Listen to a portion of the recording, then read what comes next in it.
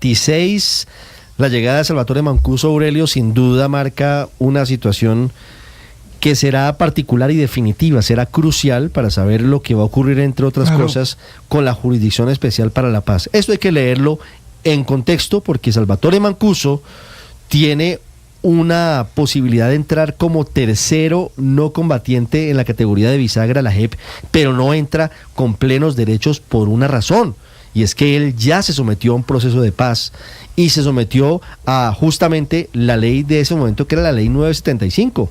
La JEP dice, no se puede volver a someter a una ley que le da beneficios cuando él ya fue cobijado con otros beneficios. Mancuso va a ser clave para saber en qué termina ese pulso que el gobierno del presidente Petro tiene con la JEP, y en el que ha tenido, entre otros, como aliados a los antiguos miembros del secretariado de las FARC, que están realmente en una actitud muy, podría llamarlo yo, no sé si beligerante en contra de la Jurisdicción Especial de Paz, Aurelio. Sí, Ricardo. A mí no me queda claro, aunque el doctor Villamizar lo pensó, lo trató de explicar, no me queda claro en qué consiste redondear o finiquitar del todo el acuerdo de Ralito.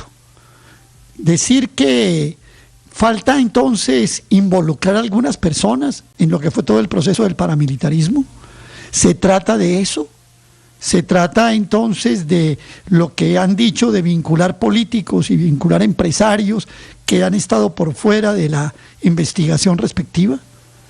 No sé, Ricardo, si realmente se trata de eso, y si, como usted lo dice, eso está también en consonancia con la posición de cuestionamiento que está haciendo algunos miembros del secretariado de la FARC con respecto a la JEP. Y entonces estamos hablando de una tarea de la JEP que podría ser modificada, ajustada, para que se tramiten todas estas pendientes que hay. 9:28, muchas preguntas. Sí. Entre otras cosas, reabrir el proceso de paz de Ralito, Héctor, a mí por lo menos me parece, pues, no sé, muy riesgoso, muy llamativo, tantos años después. Sí, a mí me parece que la llegada de Salvatore Mancuso a Colombia no trae sino problemas, Ricardo. Yo no creo que traiga soluciones.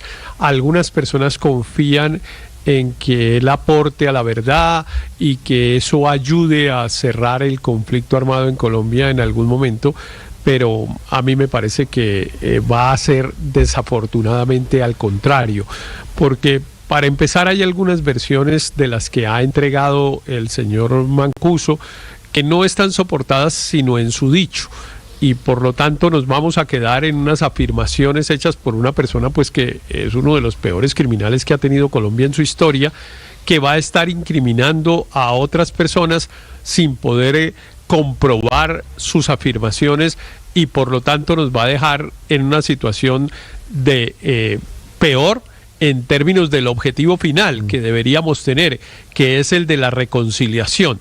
Yo sí creo, este es un tema, digamos, que expreso una preocupación personal muy grande, porque por supuesto yo siempre he defendido la tesis de la verdad, de la reparación, en fin, de los compromisos del derecho internacional humanitario y de los estándares internacionales para cerrar estos conflictos.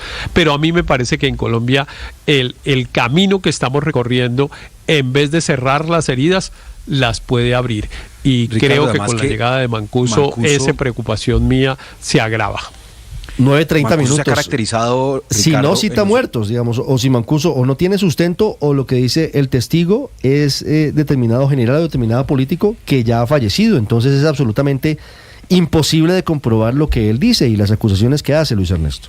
Y es que él se ha caracterizado por politizar todas sus declaraciones a la justicia, no por buscar ni justicia ni paz, que es el propósito de todos estos procesos. Y cada vez que da una declaración, por supuesto, genera gran revuelo, indicando o señalando a políticos generalmente del Centro Democrático.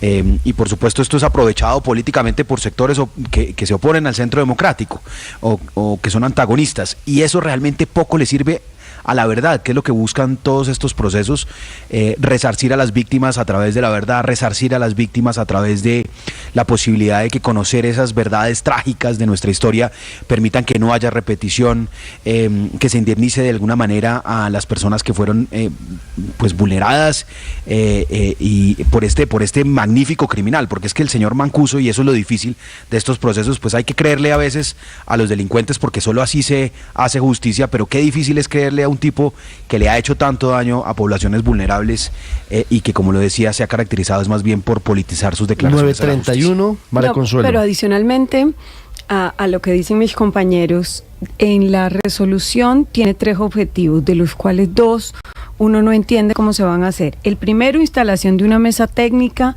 con el gobierno nacional para reabrir los diálogos de Ralito, mesa que no existe, y eso ya tiene una función, o sea, él tiene que reabrir algo que no existe, pero que además, si se utiliza esa práctica con todos los procesos de paz, pues estamos abriendo una caja de Pandora. ¿Qué tal que reabriéramos todas las negociaciones de todos los procesos de paz que hemos esto tenido? Implicaría, por ejemplo, entonces poner en entredicho la amnistía al M-19. No, reabrir todo. Es que ahí está la duda. Y lo segundo, acompañar procesos de diálogo. ¿Con quién? Porque hasta donde yo sé, ninguno de los grupos que en este momento hacen parte de los diálogos de la paz total se reconocen como paramilitares ni como autodefensas. El Clan del Golfo dice que tiene fines políticos y que son defensas gaitanistas. O sea, yo sinceramente no entiendo este propósito de la resolución que lo nombra gestor de paz, hacia dónde apunta, porque acompañar un proceso de diálogo con nadie que se reconozca paramilitar no tiene ningún sustento. 9:32. Ricardo, pero Álvaro, yo entiendo y estoy de acuerdo que estos procesos son muy complejos, jurídicamente, políticamente, que generan mucha tensión en la sociedad. Algunos creen que es mejor meter debajo de la alfombra ese pasado violento para avanzar, pero pues muchos análisis y experiencias mundiales han mostrado que es imposible avanzar cuando no se conoce la verdad.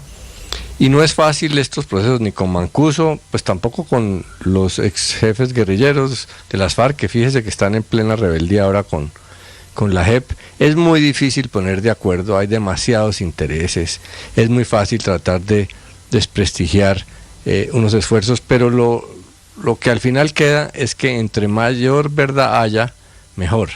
Que los jefes guerrilleros no van a decir toda la verdad sino mañana, es posible. Que Mancuso no va a decir toda la verdad sino mañana, es posible.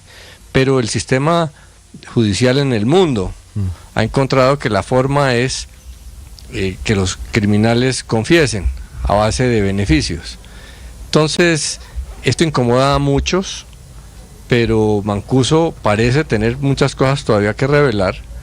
Y es una obligación de la justicia y de la sociedad colombiana evaluarlas. 9:34. Yo, al contrario, creo que ya ha dicho mucho, Álvaro. Yo creo que Mancuso lleva muchos años declarando y creo que lo que vaya a decir, no sé cómo lo va a sustentar. Veremos qué pasa. En cualquier caso, esto es a priori. Andrés, para finalizar. No lo va a sustentar. Es que ese es el punto, Ricardo. Yo coincido con lo que decía Héctor hace unos minutos. No lo va a sustentar. ¿Por qué? Porque Mancuso ya se acostumbró a que lo que él diga es recibido como verdad absoluta, que no necesita ningún tipo de corroboración por ciertos sectores del espectro político. Entonces él hizo unas audiencias, ustedes recuerdan, televisadas, en las que, como se dice popularmente, prendió el ventilador y acusó a tal. Ahí hay unas historias que son muy interesantes, claro que sí, por ejemplo, de la participación del DAS y otros organismos del Estado en la conformación y actuación de grupos. Pero Andrés, mucho de eso ya lo había dicho. Claro, muchas cosas ya las habría dicho, pero contamos un chiste en su momento, era diciendo Centennials descubriendo que Mancuso ha contado las verdades del conflicto. No, hace 10 años lo ha contado, hace 15 años, y lo cubrimos los medios. Y mi punto, Ricardo, es que lamentablemente cuando Mancuso aterrice aquí en Colombia y empiece a hablar y empiece, por ejemplo, a señalar nombres de personas, no va a haber ningún esfuerzo, ni siquiera ninguna exigencia de que eso se corrobore mediante cualquier otro mecanismo, sino inmediatamente se va a asumir como verdad. Y yo no puedo evitar, y con mucha tristeza, lo digo, Ricardo, ver esto en el contexto también de esta ofensiva contra la JEP, que a mi modo de ver, con todas las debilidades que tiene y con todas las críticas que se le pueden hacer, era un logro importante de los procesos de paz en Colombia, y ahora no solamente la JEP, sino todo el acuerdo con las FARC lo quieren deslegitimar en virtud de una especie de gran iniciativa omnicomprensiva nacional de verdad y, no sé, reapertura de todas estas cosas que yo no sé para qué quiere hacer el gobierno nacional. Y le digo con mucha tristeza que me decepciona profundamente que los jefes de las FARC, que hasta ahora se habían comprometido también con el acuerdo de paz, se estén prestando para esta maniobra tan lamentable. Están de frente contra la JEP, quieren un tribunal distinto a la JEP, quieren un suprapoder, Héctor, por encima de la JEP. Realmente incomprensible la actitud del antiguo secretariado de las FARC. Pues lo que pasa es que están encontrando que lo que se había previsto por algunas personas que lo denunciaban para cuestionarlo, pues no era tan cierto. Se suponía que era una jurisdicción para lavarle la cara a las FARC. Y pues ellos están encontrando que eso no era así. Pero mire, Ricardo, a mí sí me parece que Colombia tiene que hacer una reflexión de verdad profunda en este tema, porque me parece que de alguna manera también hemos tratado de copiar algunas experiencias internacionales cuando las circunstancias no son iguales. En Colombia, a mí me parece que sabemos mucho del conflicto. En otros países, cuando se hacían, por ejemplo, comisiones de la verdad era para que descubrieran cosas que la sociedad no sabía.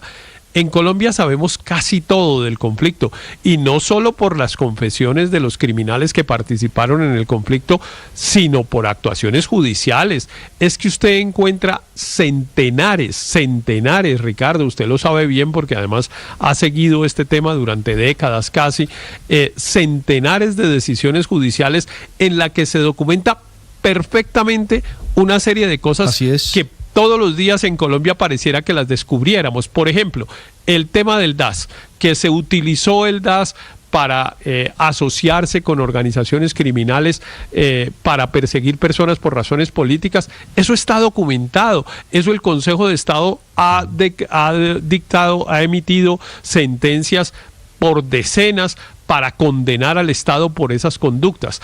Que empresas privadas se asociaron con grupos criminales para conseguir, entre comillas, seguridad y que los ayudaban a financiar, también está documentado en las decisiones judiciales.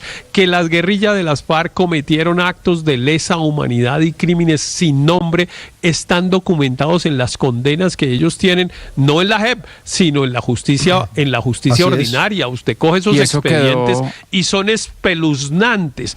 Entonces, cuando por ejemplo hicieron una comisión de la verdad en Argentina, no había ni una sola decisión judicial para condenar a los militares que habían cometido delitos de lesa humanidad en la dictadura militar. Ahí hay una diferencia, hay una circunstancia muy especial que yo creo que Colombia tiene que evaluarla. En Colombia nos vivimos diciendo queremos saber la verdad, y de alguna manera ya las líneas gruesas de la verdad las sabemos. Ya la sabemos. Daniel, para finalizar, Ricardo, llegan los deportes, llega la actualización de las noticias en Mañanas Blue. Y fíjese que los documentos que tenían que enviar las entidades encargadas de la investigación de estos delitos, como la Fiscalía, la Defensoría del Pueblo, esos documentos que estas entidades le entregaron a la JEP, yo participé entre el 2018 y 2019 en la Fiscalía, por ejemplo, las aberraciones sexuales contra menores de edad, el reclutamiento de menores. Daniel, esa fue una enciclopedia. Una enciclopedia llevó Néstor Humberto Martínez llevó una enciclopedia a la JEP con esa documentación. Muchos, decenas de informes o con esta documentación explícita de caso a caso investigado, y eso es importante que se sepa. Pero lo de Mancuso, a mí no solo me preocupa lo que vaya a decir, sino cómo va a ser utilizado eso que él va a decir por ciertos sectores políticos para revivir, digamos, un conflicto con sus opositores. Es muy grave la manipulación que puedan hacer y casi que tomarlo sin beneficio de la duda cualquier cosa que diga Mancuso y Macaco, para atacar a otros sus verdades políticos. Son el telón de fondo de la molestia del gobierno del presidente Gustavo Petro con la Jurisdicción Especial de Paz. Comenzaron alabándola y ahora les parece insuficiente. 9:40, llegan los deportes.